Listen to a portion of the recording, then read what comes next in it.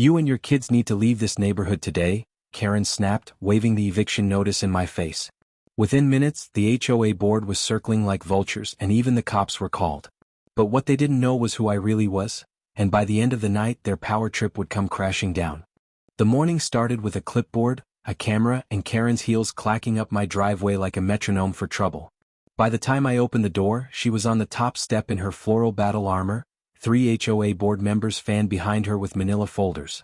She didn't say hello. You and your family need to vacate this property, she announced, shoving a paper toward my chest. Multiple violations. Final notice. Through the front window my daughter's backpack zipper froze mid-zip. My son pressed his nose to the glass. Elena, my wife, stepped beside me, both hands around a coffee mug. Vacate, I said. We own this home. Which you're devaluing, Karen replied. Unapproved paint. Unauthorized vehicle. Toy clutter visible from the street. That basketball hoop? Eyesore. The board members traded smug glances. Elena lifted the paper. This says, intent to initiate eviction. You can't evict homeowners. We can fine you into compliance or refer you to collections, said the slick-haired one with the gold watch. Same outcome when you can't pay. Everyone here follows the rules. Everyone, Karen echoed, angling her chin at the SUV parked by the garage. That commercial-grade truck is not allowed. It's a standard SUV, I said. Registered to me. Sometimes I get home late. Not my problem, she said. Your problem is you didn't submit Form 14B for driveway equipment permits. Form 14 what? Elena blinked. Don't play innocent. Karen's smile was precise and cold. We've warned you about the door color. Harbor blue isn't in the community palette. The board voted. You ignored us. We filed an appeal, Elena said. No one responded. We don't respond to bad faith appeals. The board chuckled, little throat noises that made my kids shrink behind the glass. I skimmed the paper, stacked threats, daily fines, liens, hearings. Someone had highlighted uniform aesthetic. You came here before 8 with an audience, I said, folding the notice. You could have left this like professionals. How would anyone learn then? Karen said brightly. This community holds standards. Some of us care. The screen door creaked. My son edged out onto the porch. Dad? Are we in trouble? Karen tilted the page so he could see final notice in angry yellow. Not if your parents cooperate, sweetie. Elena moved between them so fast the coffee sloshed. Do not speak to my child. Everyone calm down, the treasurer said. We can resolve this if you acknowledge the violations. By resolve, you mean pay whatever you decide and repaint our lives beige, I said. Rules are rules, Karen clipped. The board has authority. Across the street, neighbors drifted onto their lawns in slippers and athleisure, phones lifted to horizon level. Sunlight cut through high cloud and turned every lens into a small, unblinking eye. You're causing a scene, I said. No, she said. You are, by refusing to comply. She waved to the treasurer, who began snapping photos of the SUV, the hoop, the kids' rubber boots lined like little soldiers by the bench. Elena's jaw flexed. You do not photograph my children's things. Exterior property is public-facing, Karen said. Read your covenants. Our doorbell camera stared back at her like a bead of glass. We'd like the policy that says you can threaten eviction for paint, I said. It's in the handbook. We didn't see eviction anywhere. Then you missed the update. The board voted last month. Without notice to residents? Elena asked. Notice was posted on the clubhouse corkboard, Karen said. Standard practice. A white sedan with a city seal rolled to the curb, idled. The driver, a neighbor, took in the tableau and raised his phone. Karen upped her volume for the audience. You have until this evening to remove the vehicle, repaint the door, and clear visible clutter, or we'll proceed. Last chance. And if we don't? I asked. We'll involve the police. For what crime? Non-compliance with community standards, she said. Trespass will be established when lien notice is filed. You can't criminalize us for living in our home, Elena said. Watch me, Karen said, thumbing her phone. Porch lights clicked on up and down the street as motion sensors caught the jitter. A dog barked. Somewhere a kettle snapped off. Ordinary sounds felt far away, like we were underwater. My daughter stepped out with her backpack. Dad, I'm going to be late. It's okay, I said. Go with Mom. I'll walk you to the corner. No one leaves, Karen snapped. We're documenting everything. You're on our porch, I said, somehow still calm. Step down. Section 7.4 grants inspection access, she said. That's not what it says, Elena shot back. Karen's smile returned ribbon tight. You wouldn't know, dear. The city sedan clicked off. A second vehicle eased in behind it, matte black, the kind that makes conversations stumble. Phones tilted. Even Karen's voice dipped, then recovered. Since you're being difficult, we'll expedite. Operator? She lifted her phone to the sky like she was calling weather. You called them? Elena murmured. Let them come, I said. Karen spoke into the phone, crisp and performative. Yes, Maple Crest HOA requesting officers at 112 Cedar Hollow. Residents refusing compliance and becoming aggressive. I looked at my porch, my kids trying not to be scared, Elena setting her mug down like glass on a moving ship. Aggressive? The word landed like a dare. The call ended. Karen holstered the phone and lifted her chin. You had a chance to cooperate. Now you'll deal with consequences. A patrol car turned into the cul-de-sac, lights off, presence loud anyway. The door opened. A uniformed officer stepped out, adjusting his belt, scanning the scene. Kids, neighbors, paper in hands, camera on the doorframe watching it all. He closed the door carefully, like a man who knows a quiet entrance can be the loudest thing in the world. He walked toward us, boots crisp on concrete. The crowd's murmur braided into one low breath. Karen pivoted to intercept, smile preloaded for her speech. The officer stopped at the foot of our steps, neutral as a level. Morning, he said to no one in particular, then set his gaze on me. His eyes were steady, curious, not unkind. Sir, he said, palm resting lightly on the notepad at his chest, may I see some identification? The word identification hung in the air. Behind him, the treasurer raised his phone higher, hungry for the moment things go wrong. Elena's hand brushed mine, a small, anchoring touch. My son slid his fingers into the pocket of my sweatshirt and held on. I kept my voice even. Of course, officer. I reached for my wallet. And paused. The officer's request cut through the cul-de-sac chatter like a judge's gavel. Karen puffed her chest, already rehearsing her victory speech in her head. To her, ID meant I was about to be humbled, documented, and written into her tidy little report. I slid my wallet out slowly, feeling the eyes of the whole street track the motion. My daughter shifted nervously, my son's hand still clung to my pocket like I was a rope above water. Elena's jaw tightened, but she said nothing. She didn't need to. We both knew this moment wasn't about identity, it was about power. Karen stepped closer to the officer, her floral perfume mixing with the smell of asphalt warming in the sun. Thank you, officer, she said sweetly. This family has been ignoring community standards for months. They've received multiple notices and now they're becoming hostile. We need them removed. Hostile. Elena snapped. We've done nothing but stand on our own porch. Karen's smirk didn't waver. I'm sure you'll see the truth once you review the paperwork. She shoved the eviction notice at the officer. The officer glanced at it briefly, then turned to me. Sir, can I confirm your name and proof of ownership? I handed him my driver's license first, deliberately leaving the other card in my wallet. He studied it, jotting notes in his pad. Then he gestured. Property deed? Karen jumped in before I could answer. Don't bother, officer. We've already documented the violations. Unapproved paint, prohibited vehicle, exterior clutter. It's all here. She waved her folder like a gospel. The officer frowned. Ma'am, I need the resident's documentation, not yours. That earned a ripple of chuckles from the neighbors, faint but enough to make Karen's cheeks blotch. She snapped her head toward them. This is official business. Stop filming. Phones didn't lower. In fact, more appeared. I stepped inside briefly and returned with a folder. The original mortgage papers. Tax receipts. A recent letter from the city confirming property ownership. I held them out calmly. The officer looked through, nodding slowly, taking his time. Karen's treasurer leaned forward. Doesn't matter, officer. HOA rules override. If the board votes eviction, the city has to honor it. The officer raised an eyebrow. That's not exactly how it works. Elena folded her arms. Not at all how it works. But Karen wasn't listening. She was staring at the neighbors, her authority eroding in real time. These people think they're above the rules, she barked. If you let them stay, this neighborhood falls apart. The officer ignored her, turning back to me. Sir, these papers check out.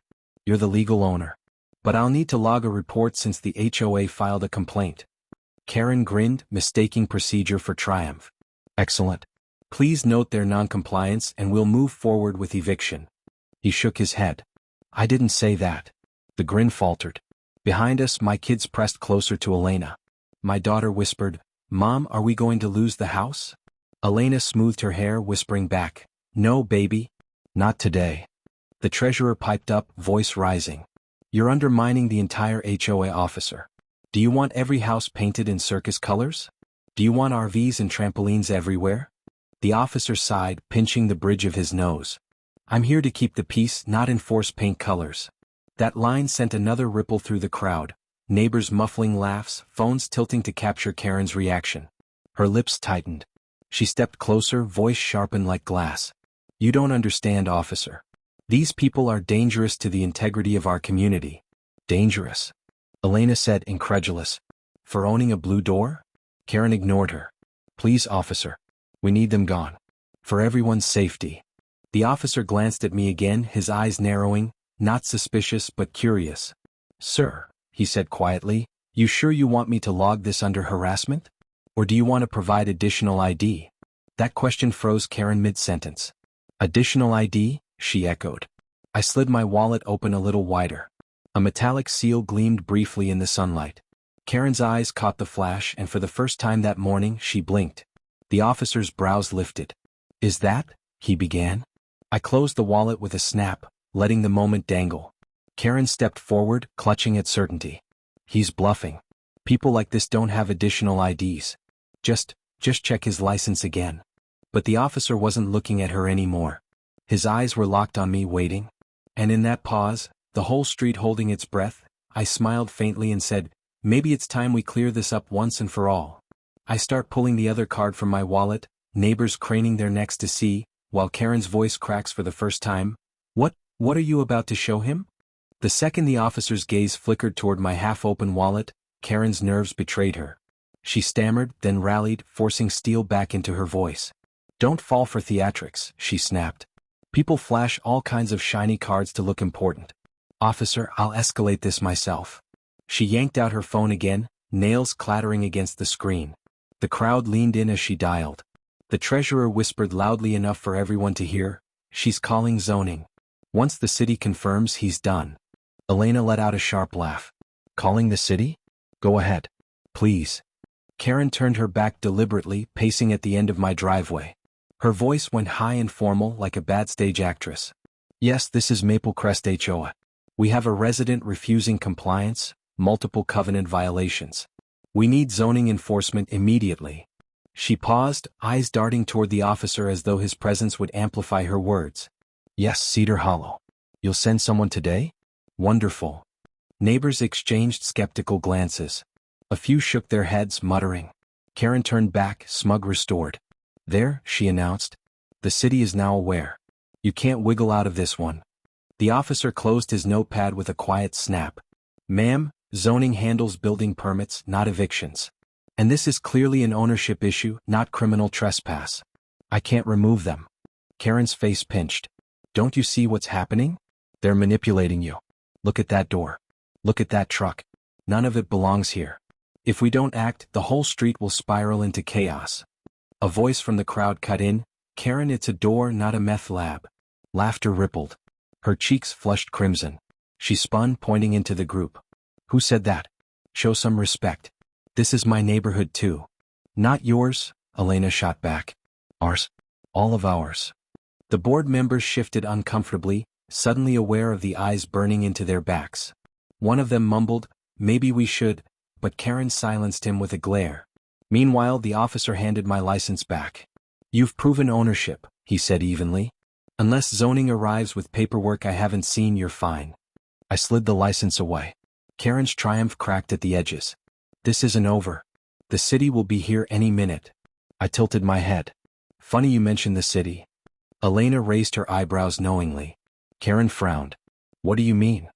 Because while you were busy calling your contact, I said, fishing my phone from my pocket, maybe I should make a call too. Karen barked a bitter laugh. Who do you think you're going to call? A buddy? Your cousin in parking enforcement? Please. The officer's eyes sharpened, watching me carefully now. Sir, who are you calling? Neighbors craned their necks, phones held higher, anticipation buzzing like static through the cul-de-sac. I pressed one button, the line already saved. A ring, then a click. My voice shifted, measured, professional. It's me. I'm standing here at Cedar Hollow. Send a team. Silence spread like spilled ink. Karen blinked rapidly. What team? What are you talking about? The officer adjusted his stance, suddenly less casual, more respectful. Sir, did you just say? Send a team? I slipped the phone back into my pocket without answering. Karen laughed too loudly, a brittle sound. He's bluffing again. You're bluffing. Admit it. But her voice cracked on the word admit. I opened my wallet slowly this time. The metallic seal caught the sun, gleaming sharper than before. Maybe, I said softly, it's time you learned exactly who you're trying to evict. Gasps ripple through the crowd as I slide the card halfway out. The officer leans closer, eyes widening, while Karen whispers, "No. That can't be real." The air thickened in the cul-de-sac. Karen clutched her phone like it was a sword, chin lifted, that smug smile creeping back as she addressed the officer and neighbors alike. "Just so everyone here knows," she said loudly, projecting her voice for the cameras, "the zoning office is sending someone.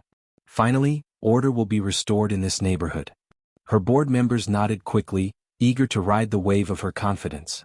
One muttered, "The city will back us up, you'll see." I slipped the wallet back into my pocket, letting the seal flash just long enough to stick in people's minds. Then I folded my arms, calm as stone. Across the lawn, a neighbor whispered, "Did you see that card? That looked official." Another whispered back, "Looked like government issue to me." The officer didn't comment, but his posture had shifted, shoulders straighter, tone cautious. "Ma'am, I'll remind you again," he said evenly. "Zoning doesn't do evictions. And I need to advise you not to overstep. This isn't your property." Karen ignored him, pacing theatrically. "Officer, with respect, you don't understand how HOAs work. We are the authority here. When the board votes, it's binding. You can't override state law," Elena cut in sharply. "You can't override private ownership." Karen turned, eyes narrowing like she'd been personally insulted. "Oh, please. You think you're clever? You're freeloaders dragging down everyone else's property values. Without rules, communities collapse." The treasurer chimed in, emboldened, "Exactly. What if everyone just painted their house any color they liked? Or parked dump trucks in their driveway? Anarchy." That earned laughter from the neighbors, quick and sharp. "Dump trucks," one man called. "It's an SUV, Gary. Calm down." Karen's smile faltered for the briefest second before she raised her phone high, as if to broadcast her power to the heavens. "Don't worry," she said. "The city will handle it. And when they do, you'll regret fighting us." I tilted my head, watching her pace like a queen waiting for subjects to kneel. Then I said quietly, "Funny you mention the city." Karen froze mid-step. "Excuse me?" "Because while you've been threatening my family with fines and fake evictions," I continued, my voice carrying across the driveway, "I've been working with the city on real issues that affect this entire community." The officer's eyes sharpened further. Neighbors leaned in, phones rising higher. Elena folded her arms, a small smile tugging at the corner of her mouth. Karen tried to laugh it off. "You? Working with the city? Don't make me laugh. People like you have no pull. Don't they?" I asked. Karen took a step closer, voice dripping with disdain. "You're bluffing again. Whatever card you flashed, it's probably some outdated security badge or some charity membership." She turned to the crowd, waving dismissively. "Don't be fooled. He's nothing but a liar trying to scare us." The treasurer nodded vigorously. "Exactly. A stunt." I let her have the moment. Let the words settle. Then, with deliberate slowness, I pulled the wallet out again. This time, I placed it flat against my palm, thumb poised to slide the card out fully. "You want to call my bluff?" I asked, voice calm, almost gentle. Karen hesitated. Her eyes darted to the officer, who hadn't moved, just watched, lips pressed thin, waiting. "You sure you want me to show everyone what this is?" I asked. The cul-de-sac went so quiet I could hear the click of Karen's jaw tightening. She licked her lips, suddenly unsure. "Go ahead," she said finally, but the bravado didn't reach her voice. I slid the card just far enough for the seal to gleam in the sun. A hush rolled across the street, neighbors craning necks, mouths parting. Karen blinked rapidly, color draining from her face. No, that's not." The officer leaned closer, his eyes widening. "Sir, is that what I think it is?" I closed the wallet again, tucking it into my pocket with a small smile. "Let's just say," I murmured, When zoning shows up, they'll be reporting to me. Karen's phone buzzes loudly in her hand. Zoning is calling her back.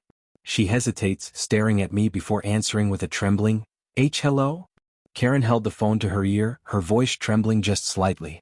Yes, this is Maple Crest HOA. I'm on site right now. The residents are refusing to comply. Yes, they're aggressive, yes. She flicked her eyes toward me as she spoke, clearly trying to reclaim her footing. The board members stood like nervous chess pieces behind her, uncertain whether to nod or shrink away. Yes, of course, Karen said into the phone, louder now for the crowd. You'll escalate this to your supervisor? Perfect. I'll hold. She smirked again, but it was brittle, stretched too thin. I let her perform. Then I stepped forward, phone in my hand, and pressed a single button. The line connected instantly. This is, last name, I said into the receiver, my voice steady, official. I'm at Cedar Hollow. We've got an HOA attempting to overstep into city authority. Send a compliance team. Silence rippled. Neighbors gasped. Phones jerked upward to catch every syllable. Karen froze mid-word, her smile cracking like porcelain. What did you just say? The officer's head tilted sharply. Sir, did you say compliance team? His notepad dropped to his side, forgotten. I gave him a small nod. Yes, they'll be here shortly. Karen's laugh was high-pitched, desperate. You expect us to believe you have teams on speed dial? That's absurd. But her bravado rang hollow. The neighbors could feel it, so could the board. The treasurer shuffled uneasily, whispering to the secretary, What if it's real? Karen spun, snapping at him. It's not real. He's bluffing, he has to be. Elena stepped forward, folding her arms. If he's bluffing, why are you shaking? The phone in Karen's hand buzzed again. She jumped, fumbling it, nearly dropping it onto the concrete. Gasps and laughter trickled from the crowd. The officer's gaze never left me. Sir, did you just identify yourself as city government? Karen lunged at his words like a lifeline. He's lying. He's pretending. Officer, don't let him trick you. But I reached into my wallet one last time. This time I didn't tease. I pulled the card out fully, the metallic seal gleaming unmistakably in the sun, the official badge of the mayor's office. A hush fell like a blanket over the street. Neighbors leaned forward, phones zooming in. The officer's jaw tightened as he recognized the emblem. Karen's voice cracked. That's not. The officer stepped closer, peering at the card, then straightened immediately, posture shifting to respect. His voice dropped into formality. Mr. Mayor. The word detonated across the cul-de-sac. Gasps, whispers, phones buzzing with messages. Children's eyes went wide. Elena allowed herself the faintest smile. Karen, for the first time all morning, was speechless. Her mouth opened, closed, opened again. You were saying something about eviction? I asked quietly. The sound of engines broke the silence. Two black SUVs with city emblems turning into the cul-de-sac. Karen's phone slipped from her hand and clattered to the driveway. The rumble of engines rolled down the cul-de-sac like distant thunder. Two matte black SUVs turned the corner, the city seal shining on their doors. Every phone tilted at once, capturing the sight. Neighbors murmured, some stepping off their lawns for a better view. Karen bent down slowly, staring at her phone lying on the concrete. Her hand shook as she reached for it. The smugness she wore like perfume all morning had vanished, replaced by something raw, fear. The officer adjusted his belt, suddenly formal, posture squared. Mr. Mayor, he said again, louder this time, so that even the back row of gawkers heard. Do you want me to hold this scene until your team arrives? Gasps rippled. Someone whispered, he really is the mayor, another muttered. Karen picked the wrong fight this time. Elena slid an arm around our daughter's shoulders, steady as stone. My son peeked around her side, whispering, Dad's the mayor? Elena just smiled softly. Karen snapped upright, her voice trembling but defiant. No, this is insane. He's lying. That badge could be fake. Anyone can order one online. The treasurer coughed awkwardly. Karen, that looks real. Shut up, she hissed. Don't you dare turn on me now. The SUVs rolled to a stop. 4 officials stepped out, dressed in crisp suits with city emblems pinned at their collars. Their presence radiated authority, not loud, not showy, just undeniable. The cul-de-sac seemed to shrink around them. The lead official, a tall man with graying temples, walked directly toward me. He nodded once. Mr. Mayor. We came as soon as you called. Karen's knees visibly wobbled. Why, you're all in on this? She shrieked, pointing wildly. This is a setup. He's breaking HOA rules and you're letting him. The officer held up a hand. Ma'am, calm down. Don't tell me to calm down. He's lying. He's manipulating the whole street. Karen's voice cracked. Her phone buzzed again in her hand, zoning finally calling her back, but she ignored it, too lost in panic. The lead official turned, expression cool. We've had multiple complaints about Maple Crest HOA. Harassment. Abuse of power. Illegal threats of eviction. Today we finally see it in action. Karen's face drained of color. No, that's not true. We enforce standards. We protect property values. By threatening families with eviction for paint colors? The official asked, lifting an eyebrow. By photographing children's toys and calling them violations?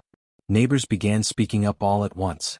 She fined me $500 for leaving my trash bin out one extra day. She tried to ban my wheelchair ramp. She threatened to tow my car while I was at the hospital. Every word hit like a stone. Karen stumbled back, shaking her head, muttering, "Lies, all lies." The officer scribbled notes furiously, his pen cutting across the page. Karen lunged toward him. "You can't believe this. You work for us. The HOA runs this neighborhood." "No, ma'am," he said, firm now. "The city runs this city." The words landed with finality. Neighbors clapped, just a few at first, then more, until it was a low rumble of approval. Phones caught it all. The cheers, the flashing lights on black SUVs, Karen's face unraveling in real time.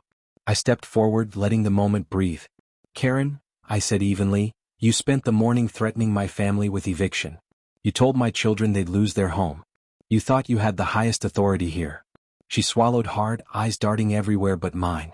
"But you forgot," I continued, my voice carrying across the circle of neighbors. "Sometimes the people you try to push out are the very ones who hold the keys to the city." The lead official turned to the officer and said, "We'll need to question the HOA board right now." The officer nodded and motioned Karen toward the sidewalk, his hand firm on her elbow. Karen's eyes went wide and she screamed, "You can't do this to me." The cul-de-sac had shifted. No longer was Karen in command, barking rules with her clipboard like a general. Now the circle of neighbors pressed closer, and every eye turned toward the black SUVs and the city officials who had just stepped out. The balance of power had moved and Karen felt it. The lead official raised his voice just enough to be heard above the murmurs. "Maple Crest HOA," he said, eyes narrowing at the board clustered behind Karen, "is under investigation for repeated complaints of harassment, intimidation, and misuse of authority." A low gasp moved through the crowd. The treasurer took a half step back. The secretary dropped her folder, papers scattering across the sidewalk. Karen tried to recover, voice high-pitched and frantic. "You can't investigate us. We're the HOA. We're volunteers." "Volunteers don't get to abuse power," the official replied coolly. He gestured toward the officer. "Start taking statements from residents." The officer nodded, flipping to a fresh page in his notebook. Immediately, a neighbor spoke up. "She fined me $100 for leaving a garden hose coiled on the lawn." Another added, "She told my teenage son he couldn't park his car on the street overnight, then had it towed while he was at work." Phones recorded every word. Karen spun in a circle, eyes wild, waving her hands as though she could silence the entire block. "Lies. All lies. They're exaggerating. I was protecting the neighborhood standards." The official turned back to her. "Threatening to evict a legally owning family is not protecting standards. It's harassment." Karen's face twisted, searching for words. We voted. The board approved it." "Then the board," I said evenly, stepping forward, "will answer for it." The officer scribbled furiously, nodding as each neighbor spoke. One woman, tears in her eyes, said, "Karen told me to take down my wheelchair ramp because it wasn't aesthetic. She said she'd fine me every day it stayed." The crowd erupted in angry murmurs. Even Karen's own board members stepped back now, sweat beading on their brows. The treasurer stammered, I told her that was too harsh." Karen rounded on him. "You agreed with me." He shook his head quickly. "No, you pushed it. We never voted on that." The lead official stepped closer. "This is exactly why the HOA system exists under city oversight. And now that oversight has arrived." Karen's voice cracked. "You can't just strip us of authority. The officer cut her off sharply. "Ma'am, keep your voice down. You'll have a chance to answer questions." I stood taller, letting my words settle over the crowd. 4 months, years, you've used your clipboard to scare this neighborhood. You made families afraid of parking, of painting, of letting their children play outside. Today that ends. The neighbors applauded, a sound that made Karen's face crumple. She looked around wildly, realizing no one was on her side anymore. The official addressed the officer again. Separate the board members. We'll need individual statements. The officer nodded, motioning the treasurer and secretary toward the curb. They obeyed quickly, eager to escape Karen's shadow. Karen lunged forward, desperate. No. You can't do this. This is my community. I built these standards. But the officer planted himself in front of her. Step aside, ma'am. You'll get your turn. The lead official turned to me and said clearly, Mr. Mayor, would you like to address the neighborhood directly about what happens next? Phones zoomed in, neighbors held their breath, and Karen froze, knowing the next words out of my mouth could bury her for good. The lead official didn't hesitate. He turned toward the gathered neighbors, his voice carrying across the cul-de-sac with the kind of authority Karen had always pretended to wield. Residents of Maple Crest, he said, we've received enough preliminary statements today to confirm what we've been hearing for months. This HOA has engaged in harassment, intimidation, and potential misuse of funds. Effective immediately, Maple Crest HOA is under formal city investigation. The words rolled like thunder. Neighbors clapped, shouted, even whistled. Karen's eyes widened and her knees buckled slightly. She grabbed the treasurer's arm, but he shook her off, stepping away as if her touch burned. You can't do this. Karen screeched. You don't have the authority. HOAs are independent. The official raised an eyebrow. Independent does not mean above the law. And if the investigation confirms what we suspect, he paused, letting the silence hang, the Maple Crest HOA may be dissolved. The gasp that followed was electric. Phones swung in closer, neighbors whispering, dissolved? Did he say dissolved? Karen's face drained of color. No, you can't shut us down. Without the HOA, this neighborhood will fall apart. Property values will tank. It'll be chaos. A neighbor shouted from the back, chaos is better than living under your dictatorship. Laughter and cheers followed. Elena tightened her arm around our daughter, a small, satisfied smile playing on her lips. My son tugged at my sleeve, whispering, Dad, what does dissolved mean? It means, I told him quietly so only he could hear, she doesn't get to bully us anymore. The official turned back to the officer. Take note of potential financial improprieties. We've had anonymous reports of funds disappearing from resident dues. The treasurer coughed again, nervous, glancing at Karen. She handled the money. Karen whipped around. Don't you dare throw me under the bus, Gary. The secretary spoke up, voice trembling but clear. It's true. She insisted on writing all the checks herself. None of us ever saw the books. Gasp swept the circle. Karen clutched her hair with both hands, her voice breaking into a shriek. You traitors. You all loved me when I kept your lawns perfect. When I kept out the riffraff. And now you. Now they're free to speak, I interrupted calmly, stepping forward. My voice cut through her chaos. And they will. The officer scribbled faster, his expression set. The official nodded once, satisfied. We'll seize the records tonight. Karen staggered back, face twisted in rage and fear. You can't. This is my neighborhood. No, the official said sharply. This belongs to the people who live here, not to you. Applause erupted again. Neighbors cheered louder this time, a wave of relief that drowned out Karen's protests. For once, the community stood together, not under her thumb but in defiance of it. Karen looked around wildly, searching for an ally. Every face turned away. Even her own board members wouldn't meet her eyes. She dropped her phone at last, her hands trembling, her voice reduced to a whisper. You can't do this to me. The officer stepped forward, voice firm. Karen, you're going to need to come with me for questioning. Gasps echoed through the cul-de-sac as his hand moved gently but decisively toward her elbow. The cul-de-sac had become a courtroom without walls. The neighbors were the jury, the city officials the judge, and Karen, red-faced, trembling, stood as the defendant. The officer's steady hand hovered near her elbow, not rough, not yet forceful, but unyielding. Karen, he said firmly, you'll need to leave the premises while this investigation proceeds. The words sliced through her last thread of control. Leave? You're telling me to leave my own neighborhood? A neighbor shouted from the crowd. It's not yours, Karen. It never was. Cheers followed. Karen spun, eyes blazing. Quiet. You'll regret this. Without me, your lawns will rot, your streets will be filthy, and property values will. Her tirade was drowned out by the sound of clapping, louder this time, as though the whole street had decided in one voice that enough was enough. The treasurer spoke up, voice cracking. She made me forge signatures on violation notices. I didn't want to, but she threatened to kick me off the board. Gasp. Phones caught every word. Karen's mouth opened in shock. Gary. You liar. But the secretary added, trembling, and she told me to shred residence appeal letters. I have emails.